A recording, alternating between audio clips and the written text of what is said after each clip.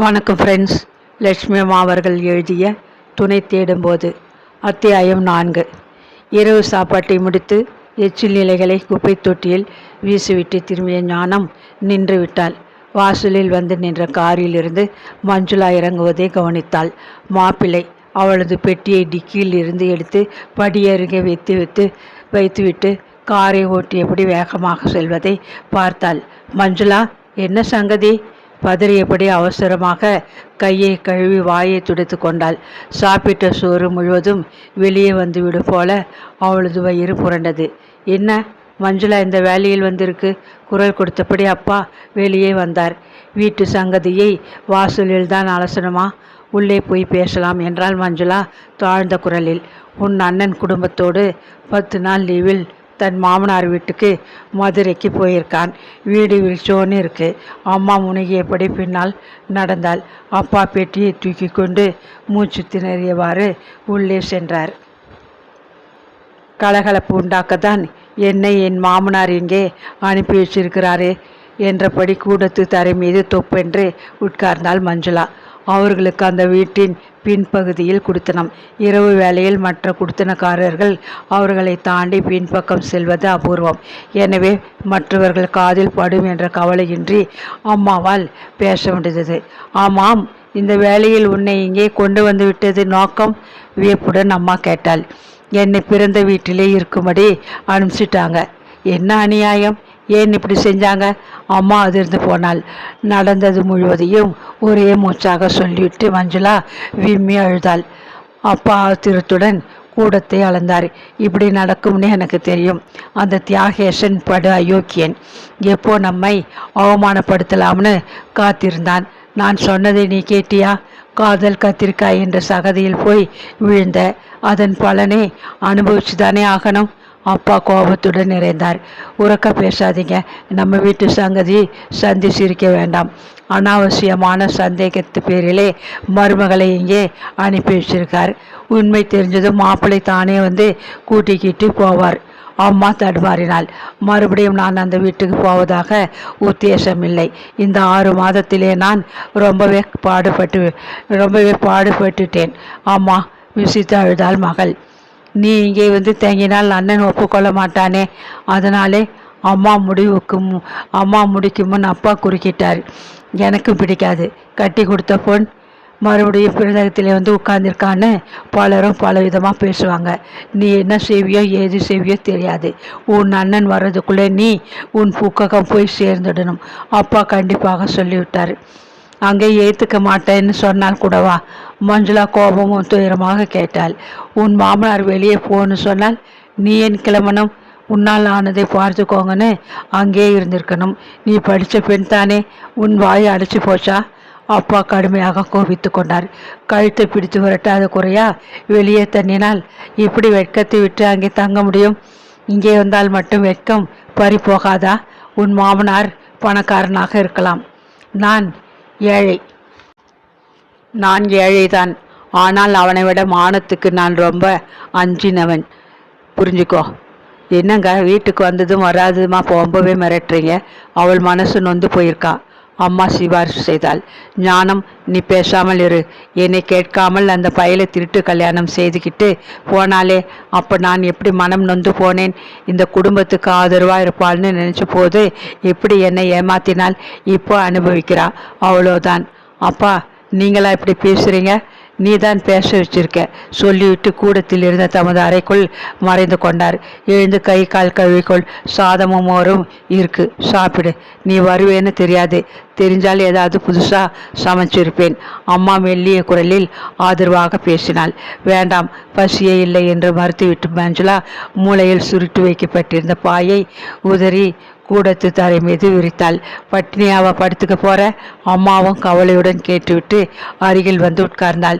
ஏற்கனவே நோயால் தளர்ந்து போன அவள் முகத்தில் துயரமும் அப்பிக்கொண்டிருந்தது. மஞ்சுளா கூஜாவில் இருந்த பச்சை தண்ணீரை குடித்துவிட்டு பாயின் மீது கிடந்த தலையணை மேல் சாய்ந்து கொண்டாள். குழல் விளக்கை அணைத்துவிட்டு விடி விளக்கை எறிவிட்டு ஞானம் மகள் அருகே ஒரு தலையணையை போட்டுக்கொண்டு தரையில் உடலை நீட்டி கொண்டாள். மஞ்சுளா, முரட்டுத்தனமாக உன் மாமனாரை எதிர்த்து பேசி உன் வாழ்க்கையை வாழாகிக்காதே. நான் உன்னாட்டமா ரொம்ப படித்தவள் இல்லை, ஆனாலும் மனதில் பட்டதை சொல்கிறேன் என்றபடி மகளை மெல்ல தழுவி கொண்டாள். அம்மாவின் பேச்சும் அணைப்பும் புண்பட்ட மனதிற்கு மருந்து போல அவளுக்கு மிக்க இதமாக இருந்தது. பாவம் அம்மா, பிடிவாதக்காரரான அப்பாவுடன் காலம் முழுவதும் பாதுகாப்புக்காக அவருக்கு அடிமையாக வாழ்கிறாங்க. அவங்களால என்ன செய்ய முடியும்? கோழையாகி புழு போல வாழ வேண்டிய கொடுமை. அம்மா மட்டுமா? பொருளாதார சுதந்திரம் இல்லாத பெண்கள் எல்லோருக்குமே சமூகத்தில் இந்த கதிதான். சரி, பெண்களுக்கு தான் இந்த அவல வாழ்க்கை. கை நிறைய சம்பாதிக்கும் சோமுக்கு ஏன் இந்த அடிமைத்தனம்? அப்பாவிடம் பயம், அவரது சொத்துக்கள் கிடைக்காது போய்விடுமோ என்ற பயத்தில் ஏற்பட்ட அச்சமா? ச ஒரு ஆண் பிள்ளை இப்படியா கோழையாகி விடுவது? பலவும் எண்ணியபடி மனம் புழுங்கி உறக்கமின்றி விடியலை நோக்கி காத்திருந்தாள். மறுநாள் காலை அவள் குளித்து மாற்றுடை அணிந்து கொண்டு காஃபி மட்டும் பருகிவிட்டு கிளம்பினாள். அதற்குள் பக்கத்து குடியிருப்பு பகுதியில் இருந்து பாட்டி வந்து எட்டி பார்த்தாள். மஞ்சுளா வந்திருக்காளா? கொஞ்ச நாள் பிறந்த வீட்டிலே இருப்பாள் இல்லையா? கல்யாணம் ஆகி போன பின் இங்கே வரவே இல்லையோ என்று விசாரித்த போது அவளுக்கு எரிச்சலாக தான் இருந்தது. நீடித்து அங்கே தங்க நேர்ந்தால் இன்னும் யாரெல்லாம் அதை பற்றி விசாரிப்பு செய்து அம்மாவுக்கு வேதனை கொடுப்பார்களோ தெரியாது என்று எண்ணிக்கொண்டு புறப்பட்டாள். அம்மா கவலையை உருவாக வாசல் வரை பின்தொடர்ந்தாள். உன் வீட்டுக்காரருக்கு ஃபோன் பண்ணி பாரம்மா, அவங்க சும்மா இருந்தாலும் நாம் அப்படி இருக்கப்படாது. மெல்லிய குரலில் ஞானம் புலம்பினாள். அம்மாவுக்கு நேரம் அழுதிருந்தாள் என்பதை உப்பிய முகமும் சிவந்த கண்களும் காட்டி கொடுத்தன. அனுதாபத்துடன் அம்மாவை பார்த்துவிட்டு தலையை அசைத்தபடி தெருவில் இறங்கினாள் மஞ்சுளா. அவளால் நீண்ட நாட்கள் பிறந்தகத்தில் தங்க முடியாது. புகுந்த இடத்திலும் இடமில்லை. இந்நிலையில் அவள் எங்கே போவாள்? பஸ்ஸில் இருந்து இறங்கி வேகமாக அவள் மின் ஏணிக்கு காத்திராது படிகளில் ஏறி 3வது தளத்தில் இருந்த வேணான்கோ அலுவலகத்தை அடைந்தாள். காலை நேரம். வழக்கம் போல வரவேற்பறையில் பலர் காத்திருந்தனர். காஃபி கோப்பைகளை தட்டில் சுமந்து கொண்டு விரைந்து கொண்டிருந்த பையன் பார்த்து விட்டான். அம்மா, எப்போ வந்தீங்க? பார்த்து நாளாச்சே, பல்லை காட்டினான். தலைமை கணக்கரை பார்க்க வந்தேன் சொன்னதும் அவன் புன்முறுவலுடன் மறைந்தான். கொஞ்ச நேரத்தில் தலைமை கணக்கர் தங்கசாமியிடமிருந்து அழைப்பு வந்தது. அவர் காட்டிய நாற்காலியில் அமர்ந்தாள். சற்றென்று கேட்க கூச்சமாக தான் இருந்தது. தொண்டையை செருமி கொண்டு வந்த காரணத்தை சொன்னாள். தங்கசாமி யோசனையுடன் தலையை சொரிந்து கொண்டார். வேலையை விட வேண்டாம்னு நான் சொன்னதை நீ கேட்கவில்லை. இப்போ அந்த இடத்தில் வேறு ஒரு பெண்ணை அமர்த்தியாச்சு. மேனேஜர்கிட்ட சொல்கிறேன். தற்காலிகமாக ஒரு தட்டெழுத்தர் தேவைப்படுகிறது. உனக்கு மறுப்பு இல்லைனா அதுக்கு உன்னை நான் சிபார்சு செய்கிறேன். 2 நாள் கழிச்சு வந்தால் சொல்ல முடியும் என்றார். பழக்கமான இடம் அது.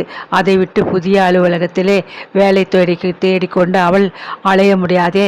கிடைத்ததை பிடித்து கொள்ளணும் என்று எண்ணி தலையை அசைத்தாள். சம்பளம் கொஞ்சம் குறைவாகத்தான் இருக்கும். பரவாயில்லையே. ஆமாம், இப்போ வேலையில் சேரும்படி என்ன அவசியம் வந்துவிட்டது? தப்பா நினைக்காட்டி சொல்ல முடியுமா? அனுதாபத்துடன் விசாரித்தார். அண்ணனை போல அவளிடம் பரிவு காட்டிய அலுவலர் அவர். ஆதங்கத்துடன் கேட்டதும் அவள் கண்களில் நீர் புரண்டு விட்டது. சமாளித்து கொண்டாள். எல்லோருக்கும் பற்றாக்குறைதான். சம்பாதித்து சமாளிக்க வேண்டியிருக்கு. அதனால் வேலை தேடிக்கொண்டு வந்தேன். மெல்லிய குரலில் பதில் அளித்தாள். அப்படியா? கவலைப்படாதே, உன் நல்ல காலம். இந்த தற்காலிக தட்டெழுத்து வேலை இருக்கே, உன்னையே இதில் அமர்த்த நான் ஏற்பாடு பண்ணுறேன்.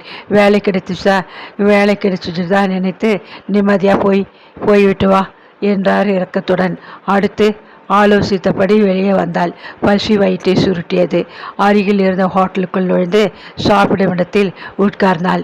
கல்யாணமான பின் இதுதான் முதல் தடவை தன்னந்தனியாக அவள் ஹோட்டலுக்குள் நுழைவது என்ற நினைப்பு மனதை வருத்தியது. சர்வர் கொண்டு வந்து வைத்த தோசையையும் காஃபியையும் விரைவாக சாப்பிட்டு முடித்துவிட்டு பில்லை கொடுத்துவிட்டு கிளம்பினாள். முதுகை துளைப்பது போன்ற பிரமையில் வெளியே நடந்தாள். பிறந்த வீட்டு தெருவுக்குள் நுழையும் முன்பு எதிர் வீட்டு பக்கத்து வீட்டுக்கார அம்மா முறவுடன் விசாரித்தாள். பிறந்த வீட்டுக்கு நீ வந்திருப்பதாக கேள்விப்பட்டேன். மகிழ்ச்சி. கொஞ்ச நாள் இருப்பாய் இல்லையா என்று விசாரித்தாள். அதற்குள் சங்கதி தீயாக தெருவுக்குள் பரவியிருக்கிறது. இது இன்னும் உண்மை தெரிந்துவிட்டால் பலருடைய வாய் ஆசை போடும். தெரியுமா உனக்கு?